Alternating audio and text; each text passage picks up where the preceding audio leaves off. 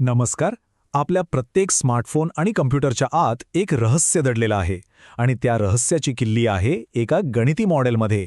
त्याचं नाव आहे एबर small model. आज आपण हेच उलगडणार आहोत की या एका मॉडेलने आपलं संपूर्ण डिजिटल जग कसं घडवलं. जरा विचार करा, तुम्ही नुकताच एक क्रांतिकारी शोध लावला आहे, ट्रान्झिस्टर.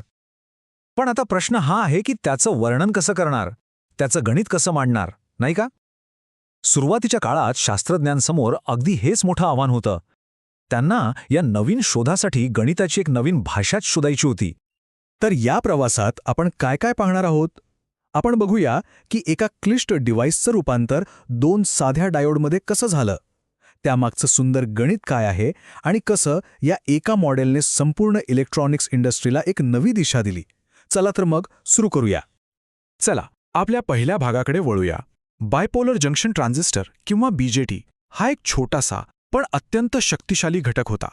पण त्याचं वर्तन समजून घेण्यासाठी आणि सर्किट डिझाईन करण्यासाठी एका सोप्या आणि विश्वासार्ह मॉडेलची खूप गरज होती. आणि ती गरज पूर्ण केली एबर स्मॉल मॉडेलने. ही टाईमलाईन आपल्याला या मॉडेलचं ऐतिहासिक महत्त्व दाखवते. बघा, 1947 मध्ये ट्रान्झिस्टरचा शोध लागला, पण त्याला खऱ्या अर्थाने वापरण्यायोग्य बनवण्यासाठी 7 वर्ष लागली. 1954 मध्ये एबर्स आणि मॉल यांनी त्याला गणिती रूपात मांडलं. आणि आश्चर्याची गोष्ट म्हणजे आज जवळपास 70 वर्षांनंतरही हे मॉडेल तितकंच महत्त्वाचं आहे. आता या मॉडेलच्या अगदी हृदयाकडे पाहूया. याची मूळ कल्पना इतकी सोपी आहे ना की ती आपल्याला आश्चर्यचकित करेल, पण ती तितकीच प्रभावीही आहे. इथे जे दिसतंय ना, तोच या मॉडेलचा आत्मा आहे. हेम्बर्स आणि मॉल यांनी एक क्रांतिकारक विचार मांडला. ते म्हणाले, या गुंतागुंतीच्या ट्रान्झिस्टरला दोन साध्या एकमेकांना जोडलेल्या डायोडसारखं समजूया. बस याच एका कल्पनेने इंजिनियरसाठी ट्रान्झिस्टरचं विश्लेषण करणं प्रचंड सोपं करून टाकलं. मग हे काम कसं करतं? तर यासाठी सुपरपोजिशन नावाचं एक तत्त्व वापरलं जातं. सोप्या भाषेत सांगायचं तर ट्रान्झिस्टरमधला एकूण करंट हा दोन वेगवेगळ्या प्रवाहांची बेरीज आहे. पहिला प्रवाह एका डायोडमधून पुढे जातो आणि दुसरा प्रवाह दुसऱ्या डायोडमधून उलट्या दिशेने येतो. या दोन्ही प्रवाहांची बेरीज केली की आपल्याला ट्रान्झिस्टरचं अगदी अचूक वर्तन मिळतं. आणि याच कल्पनेला कागदावर उतरवण्यासाठी हे इक्विव्हॅलंट सर्किट तयार केलं गेलं.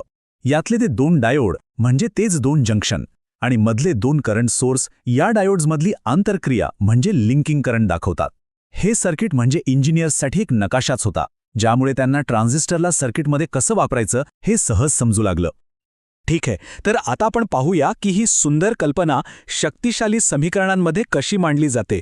कारण शेवटी भौतिकशास्त्रातील कोणतीही कल्पना गणिताशिवाय अपूर्णच असते, नाही का? या मॉडेलचं सौंदर्य कशात आहे माहितीये?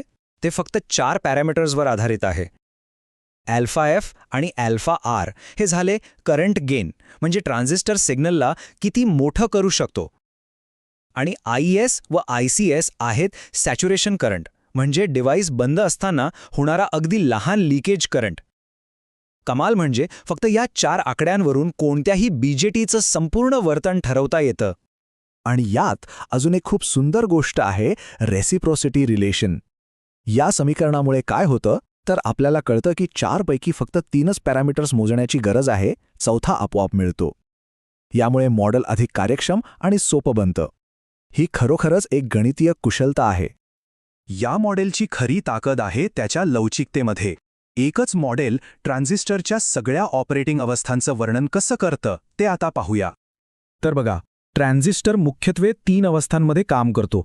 एक म्हणजे कट ऑफ, जिथे तो बंद स्विच सारखा असतो. दुसरी ॲक्टिव्ह, जिथे तो ॲम्प्लिफायर म्हणून काम करतो, म्हणजे सिग्नल मोठा करतो. आणि तिसरी सॅच्युरेशन, जिथे तो चालू स्विच सारखा असतो. आणि एबर्स मॉडेल या तिन्ही अवस्थांमध्ये अगदी सहजपणे जुळवून घेतं. कट ऑफमध्ये समीकरणं एकदम सोपी होतात. ॲक्टिव्ह मोडमध्ये ते आपल्याला ॲम्प्लिफिकेशन कसं होतं हे सांगतात. आणि सॅच्युरेशन मोडमध्ये ते आपल्याला सांगतात की ऑन स्विच म्हणून काम करताना व्होल्टेज ड्रॉप किती कमी असेल. एकाच समीकरणाच्या संचाची ही लवचिकता खरोखरच प्रभावी आहे. पण ठीक आहे, कोणतंही मॉडेल परिपूर्ण नसतं. एबर स्मॉल मॉडेल खूप शक्तिशाली असलं तरी त्याच्या काही मर्यादा आहेत. आता त्या मर्यादांवर एक नजर टाकूया, कारण तेही महत्त्वाचं आहे. हे एक फर्स्ट ऑर्डर मॉडेल आहे, म्हणजे ते मूलभूत वर्तनाचं एक साधं चित्र देतं. पण ते अर्ली इफेक्टसारखे सूक्ष्म परिणाम विचारात घेत नाही किंवा हायस्पीड सर्किटसाठी लागणारी कॅपॅसिटन्सची माहितीही यात नसते. जसजसे कॉम्प्युटर्स आणि फोन वेगवान होऊ लागले तसतसे या मर्यादा स्पष्ट दिसू लागल्या आणि मग अधिक प्रगत मॉडेल्सची गरज निर्माण झाली. आणि याच गरजेतून गमेलपूनसारखी अधिक प्रगत मॉडेल्स विकसित झाली. जिथे एबर्समॉल मॉडेल संकल्पनात्मक स्पष्टता देतं, तिथे गमेलपून मॉडेल अधिक अचूकता देतं. आजच्या स्पाइससारख्या सिम्युलेशन सॉफ्टवेअरमध्ये गमेलपून मॉडेल वापरलं जातं, पण लक्षात घ्या त्याचा पाया एबर्समॉल मॉडेलच आहे. मग प्रश्न येतो की इतक्या मर्यादा असूनही आपण आजही एबर्समॉल मॉडेलचा अभ्यास का करतो? कारण सोपं आहे, त्याचा वारसा खूप मोठा आहे. हे वाक्य या मॉडेलचं महत्त्व अगदी अचूकपणे सांगतं. हे एक सोपं आणि उपयुक्त मॉडेल आहे जे आजच्या अत्यंत गुंतागुंतीच्या मॉडेल्सचा आधार आहे. हीच त्याची सर्वात मोठी देणगी आहे. 1954 हे वर्ष इलेक्ट्रॉनिक्सच्या इतिहासात नेहमीच लक्षात ठेवलं जाईल, कारण या एका वर्षाने आपल्या आजच्या तांत्रिक जगाची दिशा ठरवली.